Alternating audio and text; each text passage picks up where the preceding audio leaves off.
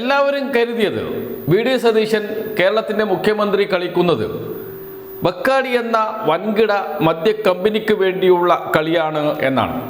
അത്തരത്തിലുള്ള ചർച്ചകളാണ് ഉയർന്നു വന്നത്. എന്നാൽ അതല്ല കളി. അതിനേക്കാളും വലുത് മറ്റൊന്നുണ്ട്. പിടിച്ചതിനേക്കാളും വലുത് മാളത്തിലുണ്ട് എന്ന് പറയാറില്ലേ? അതുപോലെയാണ് കാര്യങ്ങളുടെ കിടപ്പ്. ഇപ്പോൾ പുറത്തു വരുന്ന വിവരമനുസരിച്ച് റിലയൻസ് വീര്യം കുറഞ്ഞ മദ്യോൽപാദനത്തിൽ ശ്രദ്ധ കേന്ദ്രീകരിക്കാൻ തുടങ്ങിയിട്ടുണ്ട്. വൻ ലാഭമാണ് കമ്പനി ഇതിൽ നിന്ന് പ്രതീക്ഷിക്കുന്നത്. ബക്കാടി അതുമായി താരതമ്യം ചെയ്യുമ്പോൾ വലിയ കമ്പനി തന്നെയാണ്. എന്നാൽ റിലയൻസ് കേരളത്തിലേക്ക് കണ്ണുവെച്ചിരിക്കുന്നു. റിലയൻസിന് വേണ്ടിയിട്ടാണ് ഈ കളികളെല്ലാം നടക്കുന്നത്.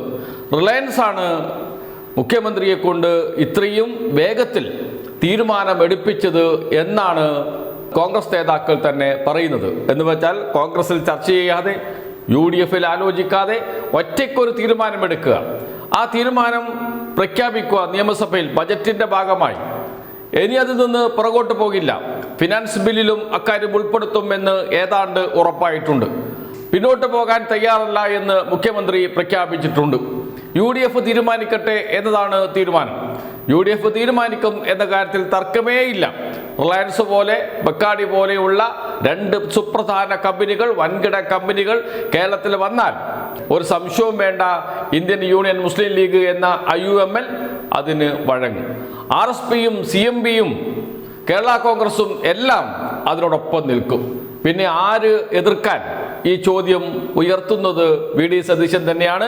ഇവരെയൊക്കെ വിലക്കെടുക്കാൻ കഴിയുമെന്ന ആത്മവിശ്വാസത്തിലാണ് വി.ഡി. സതീശൻ മുന്നോട്ട് പോകുന്നത്.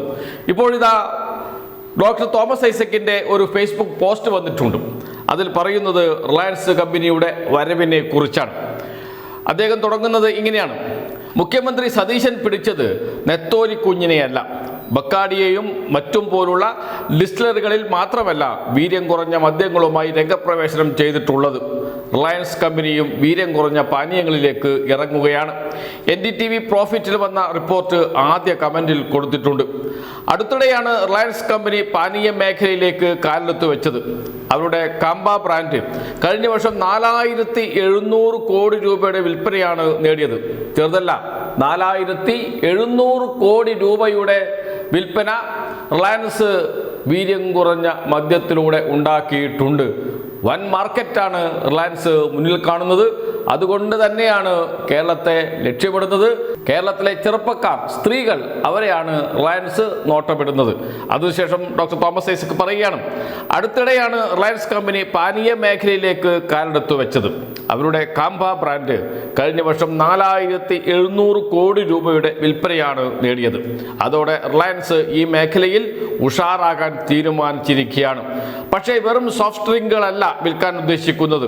റെഡി ടു ഡ്രിങ്ക് സോഫ്റ്റ് എന്ന വീര്യം കുറഞ്ഞ പാനീയങ്ങളിലാണ് അവരുടെ നോട്ടം. പുതിയ തലമുറയ്ക്ക്, പ്രത്യേകിച്ച് പെൺകുട്ടികൾക്ക് അവയോടാണത്രേ താല്പര്യം.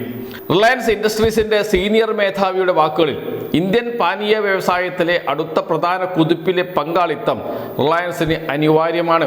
ഇതിന്റെ ഭാഗമായി ആദ്യം മദ്യനിരോധനം ഇല്ലാത്ത സംസ്ഥാനങ്ങളിൽ ശ്രദ്ധ കേന്ദ്രീകരിക്കാനാണ് തീരുമാനം.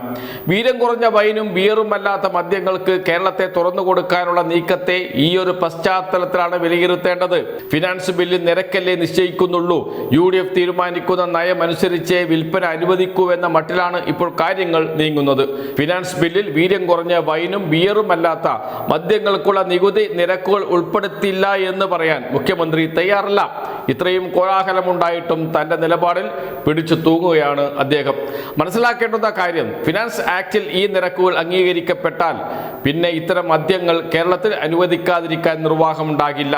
LDF സർക്കാരിന്റെ കാലത്ത് ബക്കാടി കമ്പനിയും മറ്റും ഇത്തരം മദ്യം കൊണ്ടുവരുന്നതിന് അപേക്ഷ സമർപ്പിച്ചത് തള്ളിക്കളഞ്ഞതിന് സംസ്ഥാന GST വകുപ്പ് പറഞ്ഞ കാരണം ഇതാണ്.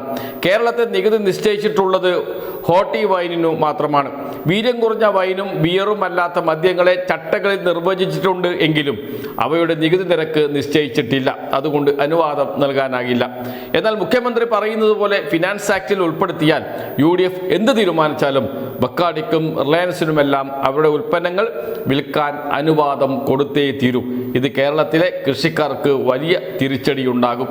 അതിനുശേഷം ഡോക്ടർ തോമസ് ഐസക് അവസാന പാരഗ്രാഫിൽ പറയുന്നു, ചോദ്യമാണ് ചോദിക്കുന്നത് അദ്ദേഹം, എന്തിനാണ് ഇത്ര വാശി പിടിക്കുന്നത്? പ്രതിപക്ഷം മാത്രമല്ല, സ്വന്തം പാർട്ടിയിലും മുന്നണിയിലും എതിർപ്പുണ്ടായിട്ടും മദ്യത്തിനുള്ള നികുതി ഇളവുമായി മുന്നോട്ട് പോകുന്നത് ആരെ സഹായിക്കാനാണ്? ഓരോ ദിവസം കഴിയുന്തോറും ഇതിന് പിന്നിലുള്ള ഭീമമായ അഴിമതിയെക്കുറിച്ചുള്ള ആക്ഷേപങ്ങൾ ഉറപ്പാവുകയാണ്. ആക്ഷേപം വെറും ആക്ഷേപമല്ല, അത് വസ്തുതയുടെ അടിസ്ഥാനത്തിൽ ഉറപ്പിച്ചു പറയാൻ കഴിയും. ഇതിന് പിന്നിൽ വലിയ കളികളുണ്ട്. ബക്കാടി കമ്പനിക്ക് വേണ്ടിയിട്ടാണ് ഇതൊക്കെ ചെയ്യുന്നത് എന്നാണ് ഇതുവരെ കരുതിയത്. എന്നാൽ നേരത്തെ പറഞ്ഞതുപോലെ മാളത്തിൽ വലിയ പാമ്പ് കിടക്കുകയാണ്. പിടിച്ചതിലൊന്നുമല്ല കാര്യം. റിലയൻസ് പോലെയുള്ള വൻകിട കമ്പനികൾ കേരളത്തിലെ മാർക്കറ്റ് ലക്ഷ്യമിട്ട് ഇങ്ങനെ കാത്തിരിക്കുന്നുണ്ട്. അപ്പോഴാണ് വി ഡി സതീശൻ ബജറ്റിൽ ഉൾപ്പെടുത്തി നികുതി നിരക്ക് നിശ്ചയിക്കുന്നത്. ഇതാ ഫിനാൻസ് ബില്ലിൻ്റെ ഭാഗമാകാൻ പോകുന്നത്. എന്ന് വെച്ചാൽ ഇനി UDF അംഗീകരിച്ചില്ലെങ്കിലും നയപരമായ തീരുമാനമൊക്കെ എടുക്കേണ്ടത് ആദ്യമാണ്. ഇനി നയപരമായ തീരുമാനത്തിന് ഒരു പ്രസക്തിയുമില്ല. ഇതെല്ലാം തീരുമാനങ്ങൾ വന്നു കഴിഞ്ഞു. ഇനിയിപ്പോൾ അനുവാദം നൽകിയില്ലെങ്കിൽ കോടതിയിൽ പോയാൽ അപ്പോൾ കിട്ടും അനുവാദം. അതാണ് ലക്ഷ്യം. അതിനുശേഷം പറയാമല്ലോ, ഞങ്ങൾക്ക് എന്ത് ചെയ്യാൻ കഴിയും, കോടതിയല്ലേ നൽകിയത് എന്ന് പറഞ്ഞ് തടിയൂരാനുമാണ് വി ഡി സതീശൻ്റെ ലക്ഷ്യം. അതിനപ്പുറത്തേക്ക് ഏതെങ്കിലും ഘടകകക്ഷികൾ എതിർപ്പുന്നയിച്ചാൽ അവരെ അടക്കയിരുത്താനുള്ള എല്ലാ കാര്യവും ചെയ്തു വച്ചിട്ടുണ്ടാകും വി ഡി സതീശൻ. കാരണം വരുന്നത് ചെറിയ കമ്പനികളല്ല, വൻകിട കമ്പനികളാണ്.